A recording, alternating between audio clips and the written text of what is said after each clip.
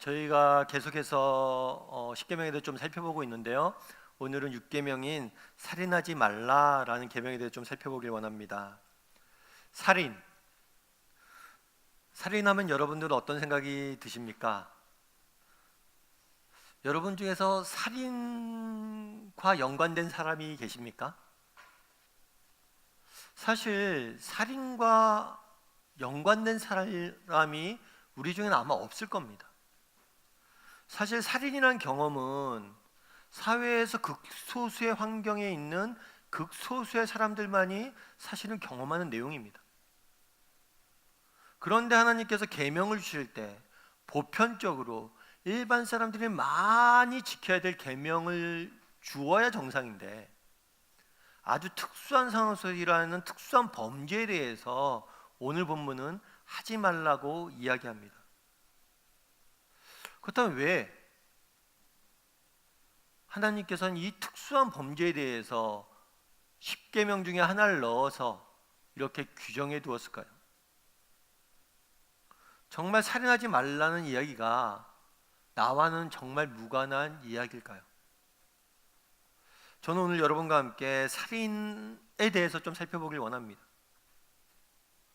왜 성경은 이것들을 금지하셨는지, 그리고 그것들을 통해서 우리가 깨달을 수 있는 바는 무엇인지에 대해서 여러분과 몇 가지 이야기를 좀 나눠봤으면 좋겠습니다. 첫 번째로 살펴보길 원하는 것은 왜입니다. 왜?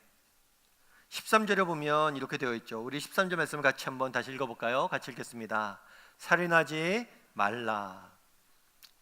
여기서 살인하지 말라 했을 때 이 살인은 합법적인 절차에 따라서 형벌로서 내려지는 죽음을 의미하는 건 아닙니다. 성경은 법에 따라서 죽음을 형벌로서 내리는 경우들이 있어요. 살인하지 말라는 이것을 의미하는 게 아닙니다. 여기서 사용된 살인이라는 단어는 불법적으로, 부당하게, 악의적으로 사람을 죽이는 것을 의미하는 단어입니다. 그렇다면 앞서 이야기했던 것처럼 우리가 불법적으로, 악의적으로, 부당하게 사람을 죽이는 것을 금하신 이유는 무엇일까요? 왜 살인하지 말라고 이야기했을까요? 그만큼 생명을 소중히 여기라는 거예요.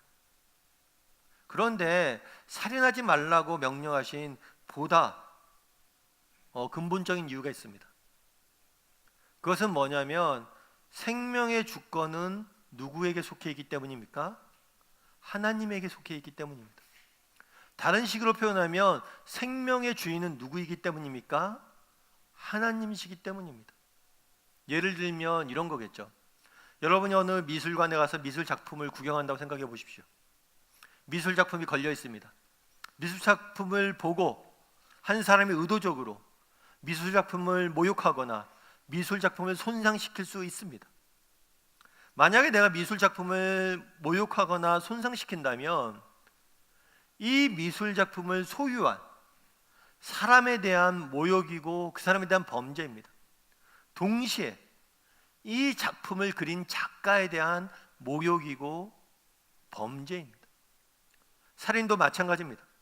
살인 역시 타인에게 내가 해를 미치는 겁니다. 동시에 살인은 무엇입니까? 그 사람을 지으시고 그 사람의 생명의 주인이 하나님에 대한 범죄인 거예요. 이 살인하지 말라라는 명령 속에서는 생명의 주권이 우리가 아닌 하나님에게 있다는 고백이 담겨져 있는 것입니다. 시편 139편 13절에는 이렇게 이야기합니다. 같이 한번 읽어보았으면 좋겠습니다. 같이 읽겠습니다. 주께서 내 내장을 지으시며 나의 모태에서 나를 만드셨나이다. 하나님이 나를 지으셨다. 하나님이 나를 지으셨다. 생물학적으로 내가 태어난 것이 아니라 어머니 뱃속에서 나를 하나님께서 지으셨다라고 표현하고 있습니다. 이거는 성경의 일관된 가르침이기도 합니다. 하나님께서 이 세상을 창조하셨어요. 이 세상을 창조하셨을 때 나머지 모든 것은 말씀으로 창조하셨습니다. 빛이 있으라니까 빛이 있었고, 별들이 있으라니까 별들이 있었고, 바다가 생기라고 하니까 바다가 있었고, 바다에 물고기가 넘쳐나라 말씀하시니까 바다에 물고기가 넘쳐났습니다. 그런데 유독 사람만은 하나님께서 어떻게 지으셨다고 성경을 기록하고 있습니까? 흙으로 빚으셨다고, 손으로 직접 만드셨다고. 핸드메이드, 손으로 만드셨다라고 말씀합니다. 다윗은 나아가 이렇게 고백하는 거예요. 인간 전체가 아니라 나란 존재도 하나님께서 어머니의 뱃속에서 지으시고 만드셨다고 고백하는 겁니다. 여러분, 하나님께서 여러분을 지으시고 만드셨음을 믿습니까? 여러분을 지으시고 만드신 분이 하나님이심을 믿습니까? 지난 10년간 OECD 회원국 중에서 자살률 1위를 한 나라가 있습니다. 그 나라는 우리나라예요. 우리나라는 OECD 회원국 중에서 자살률이 1위입니다. 전 세계적으로는 10위예요. 뿐만 아니라 OECD 평균보다 2배나 높습니다. 우리 사회는 그만큼 자살이 많은 사회가 돼버렸습니다. 그렇다면 왜 사람들이 자살을 할까요? 내 생명의 소유권이 누구에게 있다고 보는 겁니까? 내게 있다고 보는 거예요. 그래서 내가 내 생명의 주인이기에 내 생명을 스스로 포기할 권리가 있다고 생각하는 것입니다. 뿐만 아니라 왜 사람들이 자살을 합니까? 더 이상 살 가치를 못 느끼기 때문입니다. 내가 이 세상에 존재해야 될 이유를 못 느끼기 때문입니다. 내 생이 더 이상 가치가 없다고 느끼기 때문입니다. 죽음이 정말 두렵고, 인간이라면 누구나 죽음을 두려워하지만 최후의 순간인 죽음을 선택할 만큼 자신의 삶이 무가치하고 가치 없다고 느껴지기 때문에 자살을 선택하는 겁니다. 그럼 왜 내 삶이 가치 없다고 느껴질까요? 왜 내 삶이 무가치하다고 느껴졌을까요? 가난하기 때문입니까? 아니요. 우리나라에 자살하는 사람들은 가난한 사람만 자살하지 않습니다. 인기 연예인들이 자살하는 경우도 많습니다.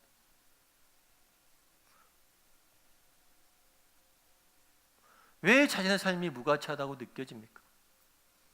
세상은, 인간은 우연의 산물이라고 말합니다. 세상은 인류 사회가 진화하면서 인간이라는 종이 생겼고, 우연히 엄마 아빠가 만나서 우연히 나를 태어나게 했다고, 나는 우연히 이 세상 속에 던져진 존재로 봅니다. 우연 속에는 결코 가치를 발견할 수 없습니다. 왜 자신의 삶의 가치가 없다고 느낍니까?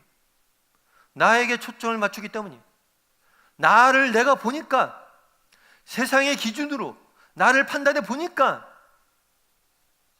내가 살 만한 가치가 없는 거예요. 나의 초점을 맞춰서 세상의 가치관을 보다 보니 삶의 가치를 잃는 겁니다. 그런데 성경은 뭐라고 말합니까? 에베소서 2장 10절 말씀을 같이 한번 읽어봤으면 좋겠습니다. 우리는 그가 만드신 바라. 에베소서도 동일하게 이야기합니다. 우리는 하나님께서 만드셨다, 하나님께서 지으셨다. 그런데 이 만드셨다라는 표현은 원어를 정확히 보면 어떻게 되냐면, 우리는 하나님의 작품이다라는 뜻이에요. 하나님의 작품이란 거예요. 하나님의 핸드메이드, 하나님 직접 만드신 것이란 거예요. 아마 고우라는 사람을 여러분들이 잘 알 겁니다. 그가 그린 별이 빛나는 밤에라는 작품은 지금 1천억 원이 넘게 팔린다고 합니다. 사실 당시에 고우의 작품은 그렇게 비싸게 팔리지 않았습니다. 아니, 제대로 팔리지도 못했어요. 그런데도 그 작품을 1,000억이 넘게 주고 사고 팝니다. 왜 그 작품을 1,000억이 넘게 주고 사고 팝니까? 좋은 물감을 그려서 그렇습니까? 좋은 캔버스에 그려서 그렇습니까? 정말 명품 물감과 명품 캔버스에 담겨져 있기 때문에 그림이 비쌉니까? 저 그림에 담겨져 있는 작가 정신 때문에 그렇습니다. 고우는 젊은 날 목사가 되고자 했어요. 그런데 목사가 되지 못했고 많은 젊은 날 방황을 했습니다. 그러다가 생의 마지막 순간에 회심을 냈어요. 그리고 저 멀리 보이는 별빛하게 보이는 십자가가 있는 교회를 그림으로 그렸어요. 그게 이 작품이에요. 그가 담겨있는 평생의 고민과 갈등과 정신과 그가 느꼈던 마음들이 그 안에 담겨져 있기 때문에 그런 거예요. 성경은 우리에게 무엇이라고 이야기합니까? 너희는 하나님의 작품이라고 이야기합니다. 하나님께서 우리 한 사람 한 사람을 지으셨다라고 이야기합니다. 우리 한 사람 한 사람은 특별한 목적과 계획을 가지고 한 톨 한 톨, 한 땀 한 땀 빚고 지었다라고 이야기합니다. 세상이 보기에 무가치해 보일지 몰라도, 세상이 보기에 보잘것없는 물감과 보잘것없는 캠퍼스에 보잘것없이 그려졌다라고 보일지 몰라도 우리 모두는 하나님의 작품이랍니다. 왜 많은 사람들이 생의 기쁨들을 잃어버립니까? 왜 사람들이 삶의 가치를 못 느끼겠다고 죽음을 선택합니까? 우리의 생명의 주권이 하나님에게 있고 나를 지으신 분이 하나님이시고 나는 하나님의 작품이라고 는 사실을 모르기 때문입니다. 여러분, 성경은 그날을 살인하지 말라라고 명령합니다. 여러분과 이 명령은 무관합니까? 혹시 여러분들도 여전히 오늘도 매일 살인하고 있지 않습니까? 내가 하나님 앞에서 어떤 존재인지, 얼마나 존귀한 존재인지, 얼마나 소중한 존재인지, 내 생에 얼마나 가치 있는 것인지, 나를 향해서 하나님이 어떤 꿈을 갖고 계신지 이걸 잊어버리고 세상의 가치관으로 내 삶을 평가절하하고 판단하고 있다면 우리는 오늘도 살인하는 겁니다.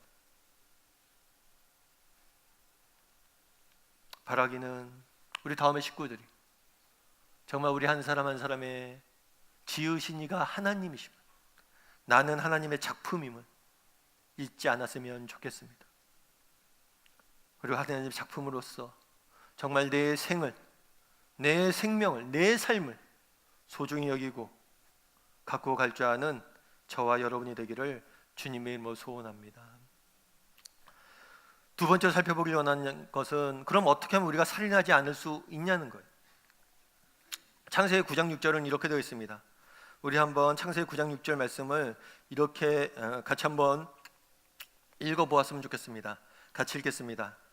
다른 사람의 피를 흘리면 그 사람의 피를 흘릴 것이니 이는 하나님이 자기 형상대로 사람을 지으셨습니다. 우리 성경에 보면 살인에 대해서 어떤 표현이 되어 있냐면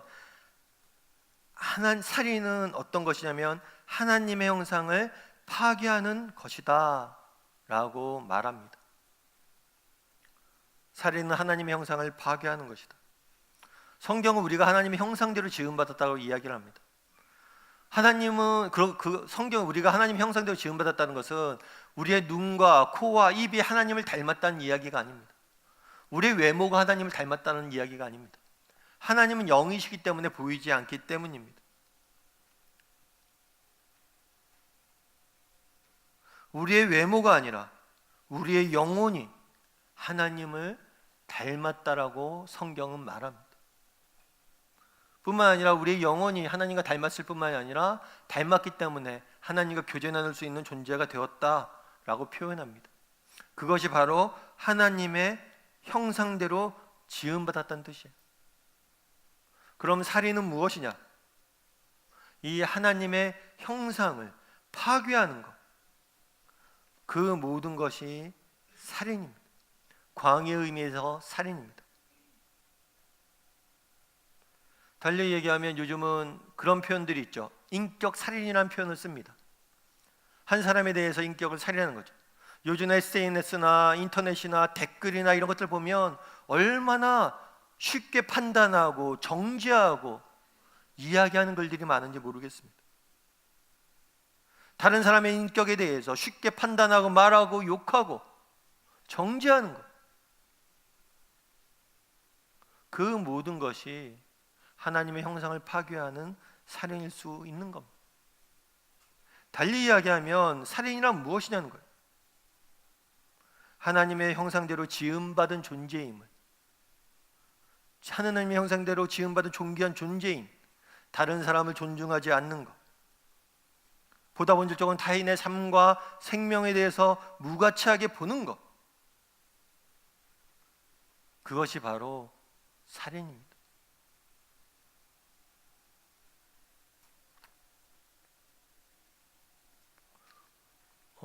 여러분들 소방서를 잘 알 거예요. 소방서에서 하는 일은 뭘까요? 소방관들이 하는 일은 뭘까요? 소방관들이 하는 일은 무엇일까요? 제가 지금 어려운 질문 드린 거죠. 뭐죠? 불을 끄는 거죠. 그런데 실제로 소방관들이 하는 일 중에서 불을 끄는 거는 10%도 안 된다고 합니다. 소방관들이 하는 90% 이상의 일은 뭐냐면 소방시설을 점검하고 불 나는 걸 예방하는 일에 에너지를 쓰고 있어요. 결국에 살인하지 말라라고 이야기합니다. 왜 살인이라는 현상이 드러나냐는 거예요. 왜 우리 사회에 살인이라는 현상이 만연해 가고 있냐는 거예요. 그 이면엔 무엇이 담겨져 있는 거예요? 한 사람을, 다른 사람을 생명을 존중하고 정말 그들이 하나님의 자녀로서, 정말 하나님의 형상으로서 지음받은 소중한 존재임을, 그 사람의 가치를 보지 못하기 때문입니다. 결국의 문제는 무엇입니까? 다른 사람을 어떤 시각으로 바라보냐는. 치약을 아실 거예요. 치약을 누르면 뭐가 나옵니까? 치약이 나오죠. 그 안에 들어있는 게 나옵니다. 결국에 왜 살인이라는 현상이 드러납니까? 우리가 다른 사람을 어떤 시각으로 바라보느냐, 그 태도가 낳은 산물이에요. 그럼 살인하지 말라라는 명령에 따라서 우리는 어떻게 됩니까? 다른 사람을, 정말 한 사람을 하나님의 시각으로 바라볼 수 있어야 돼요. 저들은 하나님께서 지으신 존재들이다. 정말 하나님께서 죽기까지 사랑했던 존재들이다. 저 사람은 정말 소중하고 가치 있는 존재들이다. 왜냐하면 하나님이 사랑하는 존재이기 때문에.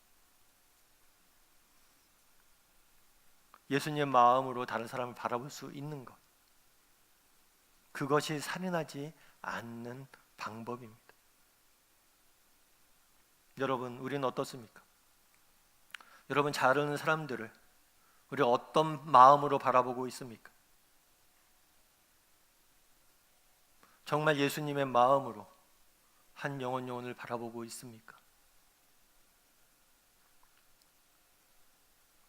정말 예수님의 마음으로 예수님께서 죽기까지 사랑했던 존재임을 기억하고 한 영혼을 바라볼 줄 아는 저와 여러분이 되기를 주님의 이름으로 소원합니다. 두 번째로 어떻게 우리는 살인하지 않을 수 있을까요? 신명기 22장 8절은 이렇게 되어 있습니다. 같이 한번 읽어보았으면 좋겠습니다. 같이 읽겠습니다. 내가 새 집을 지을 때 난간을 만들어 사람이 떨어지지 않게 하라. 그 피가 내 집에 돌아갈까 하노라. 당시에 집을 지을 때 가장 큰 문제는 뭐냐면, 오늘날에는 전기가 많이 발달되어 있습니다.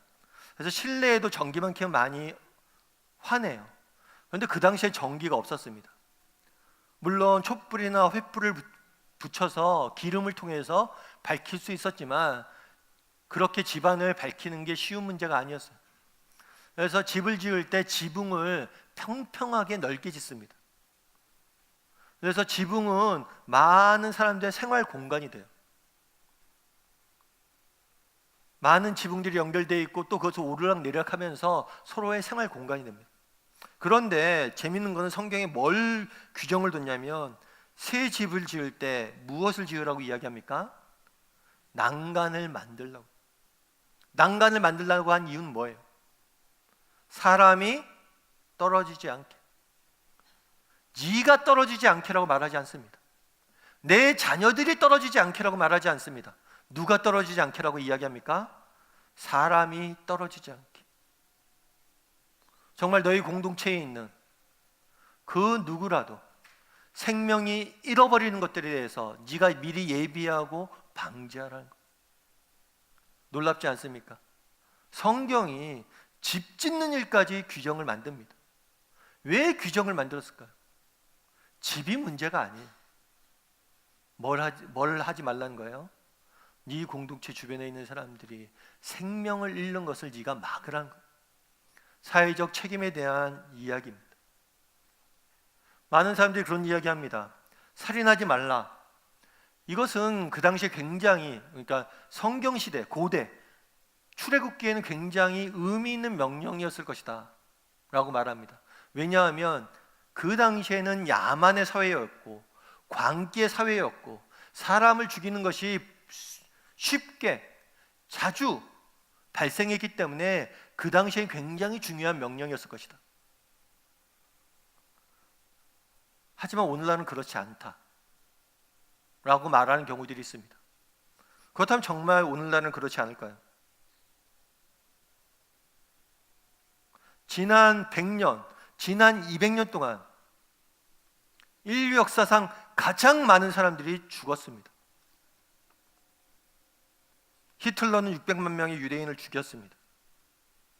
스탈린은 1000만 명 이상이 된 사람들을 죽였습니다. 오늘도 분쟁 국가에서는 수십만 명의 사람들이 죽어가고 있습니다. 아프리카에서는 굶어가는 사람이 수백만 명이라고 이야기합니다. 지난 100년, 200년 동안 죽은 사람이 미국 인원수와 동일하다고 이야기합니다.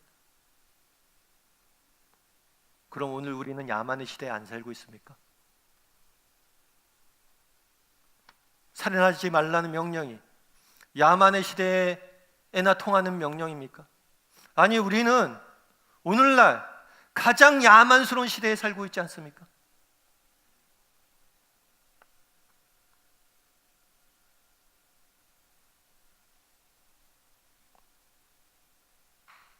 성경은 뭐라고 이야기합니까? 난간을 만들라 이야기합니다.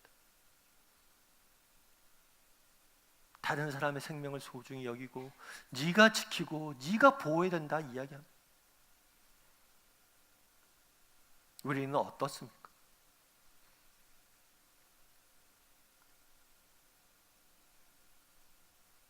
그럼 어떻게 해야 될까요? 제가 최근에 기사 하나 읽었습니다. 최근에 기사 하나 읽었는데 중앙일보에서 나온 기사예요. 그 기사가 재밌는 이야기가 있더라고요. 예전에는 번개탄 여러분 혹시 아세요? 연탄을 피울 때 조그만 이렇게 불 피우는 번개탄이라는 게 있어요. 이 번개탄에 먼저 불을 붙여서 불을 지핍니다. 근데 이 번개탄이 이렇게 연기가 많이 나오고 그렇기 때문에 사람이 자살하는 도구로 많이 쓰였어요. 번개탄 피워놓고 잠자는 거죠. 그럼 질식사합니다. 그런데 최근에 들어서 이 번개탄으로 자살하는 확률이 거의 없어졌어요. 왜 없어졌을까? 번개탄 말고 더 죽는 더 좋은 방법이 생겨났기 때문일까? 그런데 사회적으로 아니면 자살하는 사람이 적어졌기 때문일까? 사회적으로 자살률은 높아지고 있거든요. 보니까 이유가 있었대요. 그 이유가 뭐냐면 번개탄을 파는 집에 정부에서 번개탄을 보관은 다른 장소에 특별한 공간을 만들어서 그곳에만 번개탄을 보관하게 만들었대. 그리고 더 중요한 건 이거예요. 번개탄을 사러 온 사람에게 한마디를 물으라고 이야기하게 했대요. 어떤 말이냐면 왜 사세요? 번개탄 사러 오는 사람에게 번개탄 왜 사세요? 그러면 그냥 얼버무리고 가는 경우들이 많대요. 죽음을 앞둔 사람에게 정말 죽기를 원하세요? 정말 살아보고 싶지 않으세요? 라는 말 한마디 하면 살릴 사람이 많다는 거예요. 아니, 왜 사세요라는 단순한 말 한마디가 그 사람들 살린다는 거예요. 중요한 건 뭡니까? 관심이에요. 정말 지금 이 땅에 있는 난간에 떨어져 죽을 될지도 모를 사람들에 대한 관심을 갖고 정말 내가 그들을 위해서 작은 일 하나, 난간 하나 세우는 일들을 한다면 우리를 통해서 정말 하나님께서 그것들 막을 수 있다는 것. 바라기는 우리 다음의 식구들이 난간을 만들 줄 아는 사람이 되었으면 좋겠습니다. 정말 이 땅에 정말 굶어 죽고 이 땅에 정말 죽어가고 있는, 이 땅에 무자비하게 그 생명을 잃고 있는 사람들에게 정말 관심을 가질 줄 알고 따뜻한 말 한마디를 할 줄 아는 저와 여러분이 되기를 주님의 이름으로 소원합니다. 마지막으로 우리가 어떻게 해야 될까요? 요한복음 8장 51절은 이렇게 이야기합니다. 같이 한번 읽어봤으면 좋겠습니다. 진실로 진실로 너희에게 이르노니 사람이 내 말을 지키면 영원히 죽음을 보지 아니하리라. 영원한 죽음, 오늘 경험하는 죽음은 그림자일 뿐입니다. 언젠가 우리에게가 경험할 수밖에 없는 영원한 죽음에 대한 그림자일 뿐입니다. 성경은 살인하지 말라라고 이야기합니다.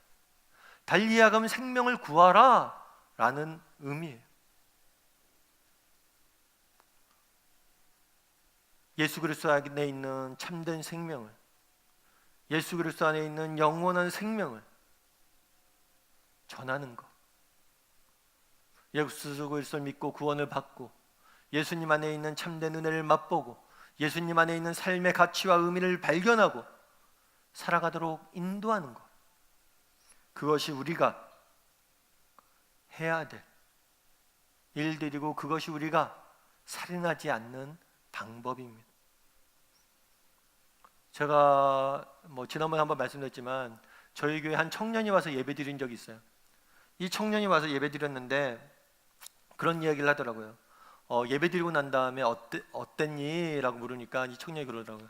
자기가 오늘 교회 처음 왔대요. 처음 왔는데 너무 많은 사람들이 찬양 드리고 예배하고 이렇게 하는 모습을 보면서 도전을 받았대요. 자기는 종교라는 것들에 관심이 없었는데 정말 이 많은 사람들이 정말 이렇게 진지하게 무엇인가를 추구한다면 종교에 뭔가가 있지 않을까, 그런 생각이 들었다고 하더라고요. 제가 그 친구와 이야기를 하면서 좀 안타까운 마음들이 있었습니다. 그 안타까운 마음이 뭐였냐면, 제가 어렸을 땐 그랬던 것 같아요. 저희 친구들 중에 교회 다니는 사람이 있고요, 그런데 교회는 다닌 사람이 있는데 교회 안 다니는 사람도 교회는 한번 갔다 왔어요. 여름 성경학교나 어떤 일이나 교회는 한번 다녀왔어요. 달리 이야기하면 교회 다니는 사람과 교회 갔지만 안 다니는 사람은 있었어요. 하지만 교회 한 번도 안 가본 사람은 없었습니다. 한 사람이 예수를 믿는 건 우리가 할 수 있는 일이 아닐 수 있습니다. 하지만 정말 교회를 평생 동안 한 번도 못 가본 사람이 있다면, 예수님에 대해서 한 번도 들어보지 못한 사람이 있다면 정말 그들의 죽음에 대해서 우리가 책임 없다라고 이야기할 수 있습니까?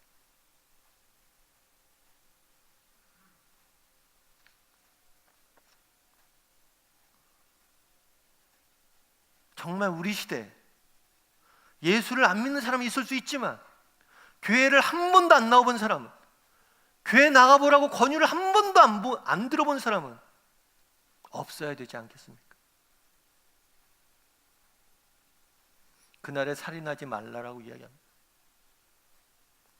정말 그리스도와 예수 그리스도 안에 있는 참된 생명과 영원한 생명을 정말 세상 사람들에게 전할 줄 아는 저와 여러분이 되기를 주님의 이름으로 소원합니다. 젠 브리커라는 사람이 있어요. 이분은 태어날 때부터 두 다리가 없었습니다. 어렸을 때 야구하는 사진이에요. 두 다리가 없이 태어난 삶. 그럼에도 불구하고 그녀는 그 어려움들을 극복하고 공중고개자로서, 강연자로서, 저술가로서 많은 사람들에게 선한 영향력을 미치고 있습니다. 기자들이 한 번은 그녀에게 물었어요. 다시 태어난다면 어떨 것 같습니까? 다시 태어난다면 지금의 모습으로 태어나길 원하십니까? 두 발을 가진 사람을 태어나길 원하십니까? 그러자 이 사람이 그런 답을 하죠. 다시 태어난다면 어떤 게 좋은지 제가 모르겠습니다. 어떤 걸 바랄지 저는 모르겠습니다. 다만 저는 저의 지금의 이 모습이 하나님의 선물이라고 믿습니다. 비록 두 다리가 없어서 불편한 것들이 너무나 많지만 이 두 다리가 없음으로 인해서 내가 할 수 있었던 일도 많았기 때문입니다.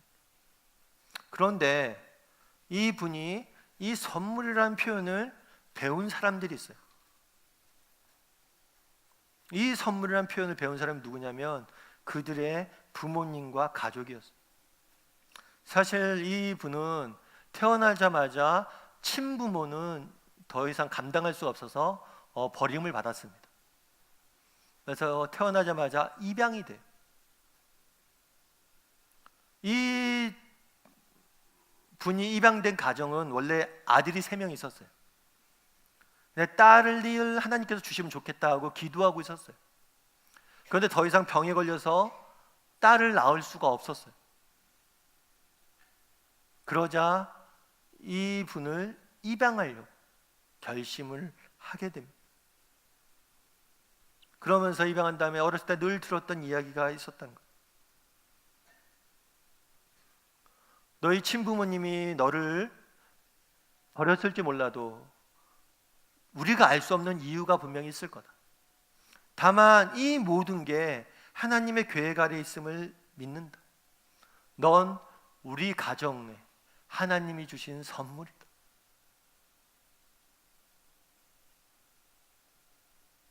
그리고 이 자녀를 키운 거야. 너는 하나님이 우리 가정에 주신 선물이다.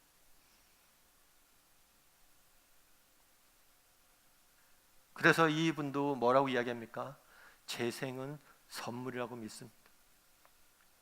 바라기는 우리 다음의 식구들이 우리 생의 주권이 하나님에게 있음을 믿었으면 좋겠습니다. 정말 우리의 생은 우리는 하나님의 작품이며 하나님의 선물입니다.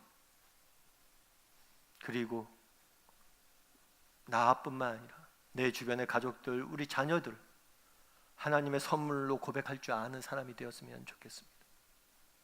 그랬을 때 우리를 통해서 하나님께서 더 놀라운 일들을 행하실 줄 믿습니다.